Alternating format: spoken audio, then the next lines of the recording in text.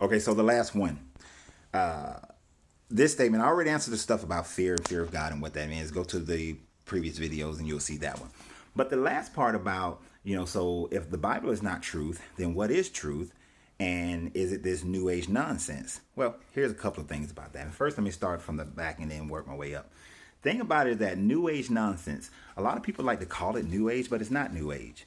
When you talk about alchemy, when you talk about the seven hermetic principles, when you talk about the law of mentalism, correspondence, gender, cause and effect, vibration, polarity, that's not new age. The law of rhythm, those are not new age things. These are things that were taught in the ancient mystery schools in Egypt. These are the things that Pythagoras waited 40 years to go to the mystery schools in Sumeria and then go to the mystery schools in Egypt to learn to take back to his home country of Croton, and then started his school, which eventually created the Greek civilization that he went and learned from them first. So it's not new age. It's just rediscovering on a wide mass the information that's always been there. There are organizations and there are people who have always known this information throughout time and history. If you go back and you look at what the Hindus taught, what the Buddhists taught, what the Taoists teach, the Tao says that the moment you call a thing God, it is no longer God. The moment you put the label on it, it's no longer that, because you've now diminished it to the point where it can't be omnipresent, omniscient, and any of those things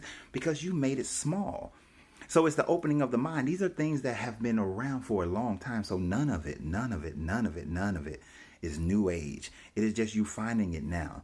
And if you actually look at history, every time the people began to realize that the dogma that they had been taught by the religion and by the government was untrue, major wars and catastrophes, red herrings, red flags always start to happen to keep you distracted from being able to recognize who your true self is and how high and how glorious you truly are. Now, the other part, if the Bible is not true, then what is truth? It's a very difficult question. And here's the thing. At the end of the day, nobody knows the full truth. If you're looking for somebody to give you the full truth, which is something that religious doctrine mess up on and thinking that they know all the answers for everything, and they just say, oh, God. There is no one on the planet ever who has ever known every truth that there is. But what I can tell you about the truth is what you see, what you know, what you feel, what you see in nature. That's the truth.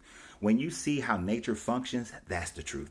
When you see that, patterns happen in nature all the time, that's the truth. When you understand that there is cause and effect in everything, that there's vibration in everything, that nothing ever dies, it just transmutes from one form to the next, that is truth. Things like that is truth. Somebody walking around and telling you can rape somebody and pay their father 50 pieces of silver, that's man. That's not truth.